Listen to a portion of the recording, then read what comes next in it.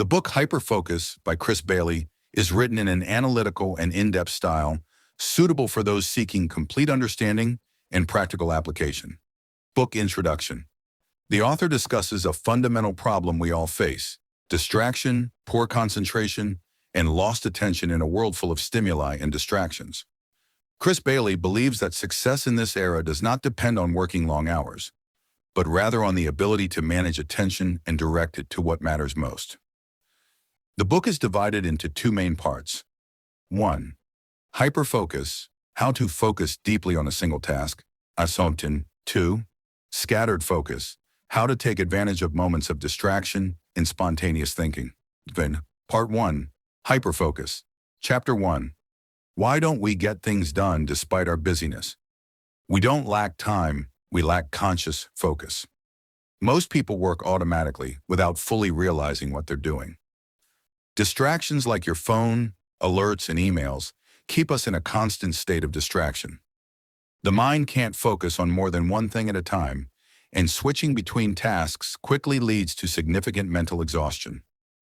Key message: focus is the true power that makes the difference in performance and results. Chapter 2. How does the mind work? Our mind is like a limited workspace, unable to accommodate much at once. The more you fill this space with more things, the less quality of focus you achieve. Full focus on a single task yields superior results to multitasking. Chapter 3.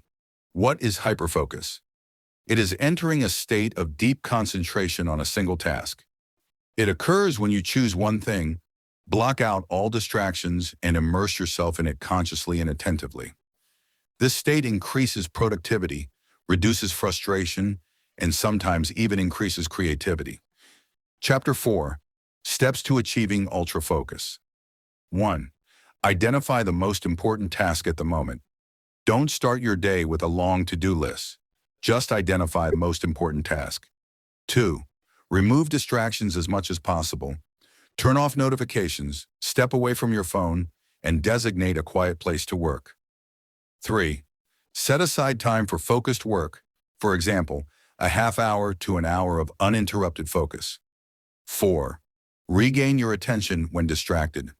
It's normal for the mind to wander, but the secret is to refocus calmly. 5. Continue to practice. Focus is a skill that can be developed. The more you practice it regularly, the stronger it becomes. Chapter 5. Habits that help focus.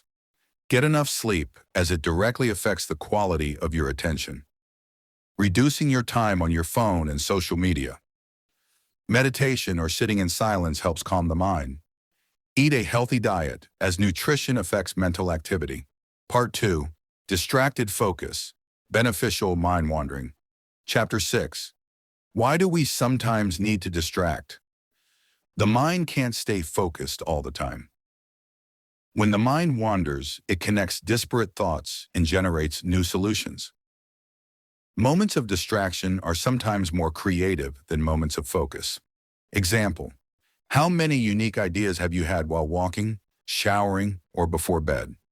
Chapter 7. How can we use distracted focus smartly? There are 3 types of beneficial distraction. 1. Conscious distraction, allowing yourself to think about a thought without pressure. 2. Reflective distraction, reviewing past events and learning from them. 3.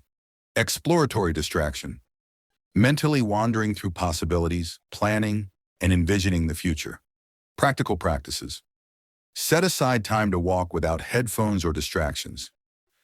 Sit in silence with a pen and paper and jot down thoughts. Postponing some decisions to give the mind a chance to think freely. Chapter 8. Balancing the 2 types. Hyperfocus helps you achieve.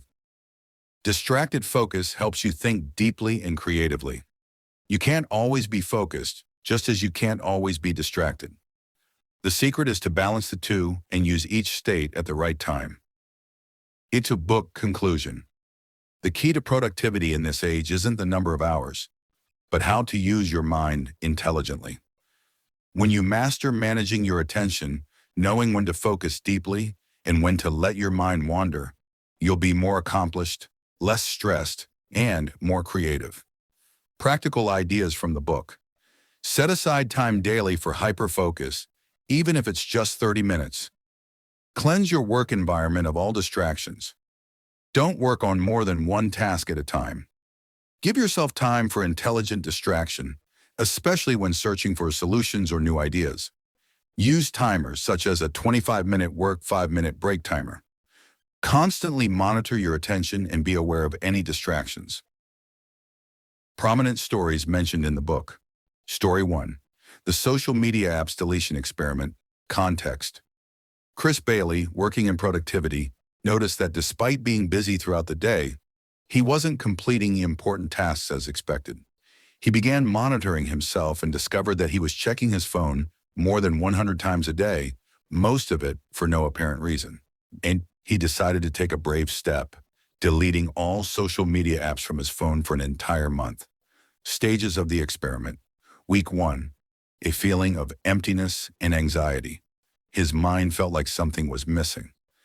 In moments of waiting or boredom, his hand would automatically reach for his phone. Week 2. He gradually adjusted. He noticed that he was becoming more aware of his surroundings. He began reading long articles, taking notes, and meditating more. Weeks 3 and 4. He felt he had regained his focus. He began completing difficult tasks more quickly. He began to feel the pleasure of accomplishment and focus instead of the pleasure of mindless scrolling.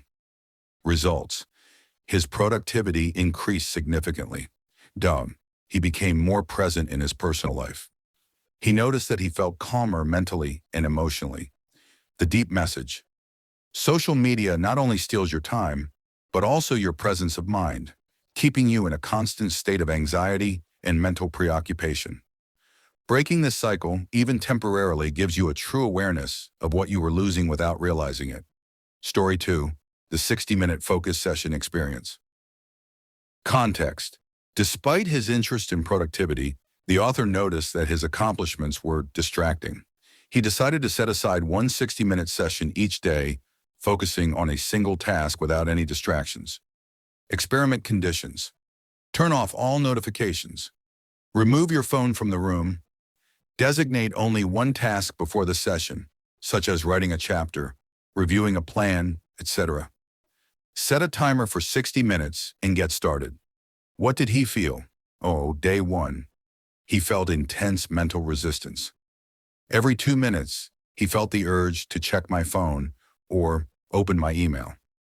Time felt like it was passing very slowly. Day 4. He began to enter a state of flow.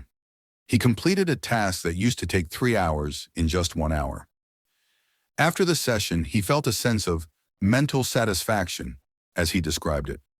Day 7. He began to look forward to his session. He noticed that his mind was calmer, even during the rest of the day. He decided to extend some sessions to 90 minutes because he enjoyed them. Results. His focus and concentration significantly increased. The quality of his accomplishments improved, not just the quantity. He was able to control his emotions and distractions throughout the day. The deep message. Focus is like a muscle. At first it tires you out, then it strengthens you. 1 hour of focus can sometimes be equivalent to a full day of distracted work. Story 3. Creative drift. While walking, context. Chris was working on a complex project, and despite his best efforts to concentrate, was failing to come up with a solution. The longer he sat in front of a screen, the more stressed he became, and the less inspired he became. Instead of persevering, he decided to go for a walk in the fresh air. He didn't have headphones, a phone, or any goals. He just walked with a small notebook in his pocket. What happened during the walk?